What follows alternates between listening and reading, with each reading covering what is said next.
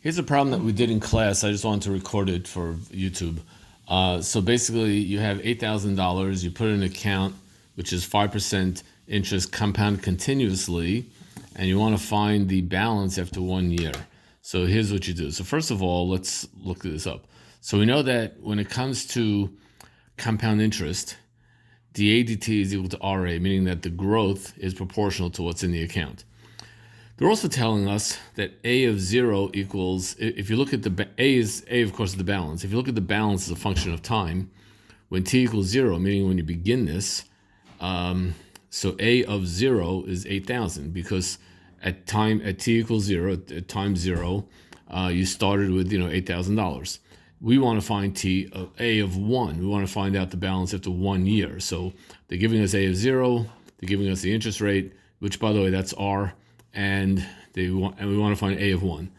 So first of all, I'm going to use, this is a separable differential equation, and I'm going to sort of cross multiply, and I get dA over A equals the R dt, integrate both sides, and I get ln A, because that's the integral of 1 over A, is equal to RT plus a constant.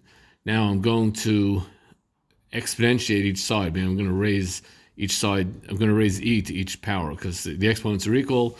Then e to those powers are going to be equal. And then my next step is going to say, we know from laws of exponents that when you have an exponent of a sum like this, it's really a product. This is really e to the c times e to the rt. But instead of writing e to the c, it's just easier. I'm going to write k. So what is k? Funny you should ask. Well, to find k, I plug in t equals 0.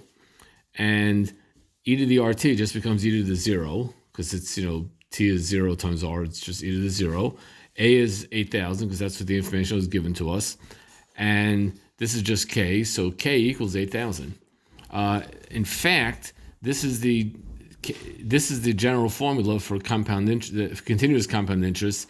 We normally write P e to the rt because P stands for principal, because k is always going to be the initial value of when t equals 0. So and that's where the famous formula comes from. We actually just derived a very famous formula of P e to the RT.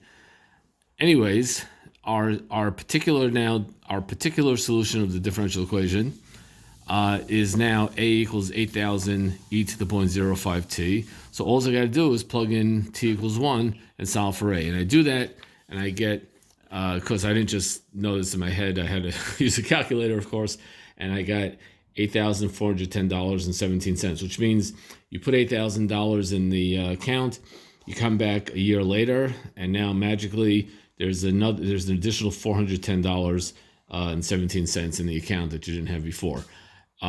So yay.